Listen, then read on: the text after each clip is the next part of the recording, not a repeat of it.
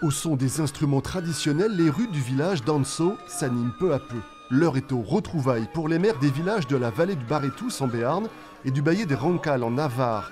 Ils marchent sur les pas de leurs ancêtres pour un événement exceptionnel, le 650e anniversaire du traité de la Junte de Roncal.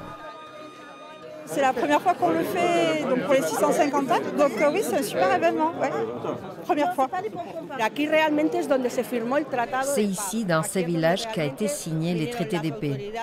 C'est ici que sont venues les autorités en 1375 pour mettre fin à ces conflits sanglants entre les ballets. Car les bergers des deux vallées, béarnaises et navarraises, s'affrontaient à l'époque pour des pâturages et l'accès aux sources. Pour régler ce conflit qui causa la mort de plusieurs d'entre eux, il fallut trouver des arbitres plus loin en terrain neutre, dans le village aragonais d'Anso.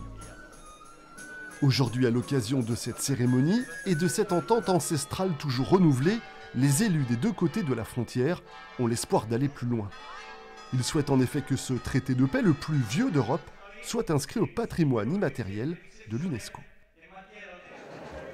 S'il y a la volonté, je pense qu'on trouvera le chemin pour faire aboutir ce très très beau projet qui peut être un symbole bien sûr très fort pour notre petit territoire, mais dont on peut penser qu'il le sera aussi pour l'Europe. Beaucoup d'émotions aujourd'hui. Oui, il y a beaucoup d'émotions, les cloches sonnent, voilà, on est emporté par le vent de l'histoire, j'allais dire.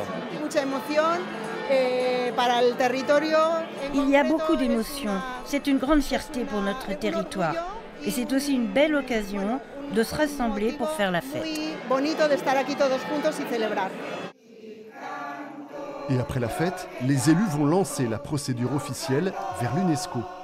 Beaucoup de travail en perspective, mais dans une union forte, vieille, de plus de 6 siècles.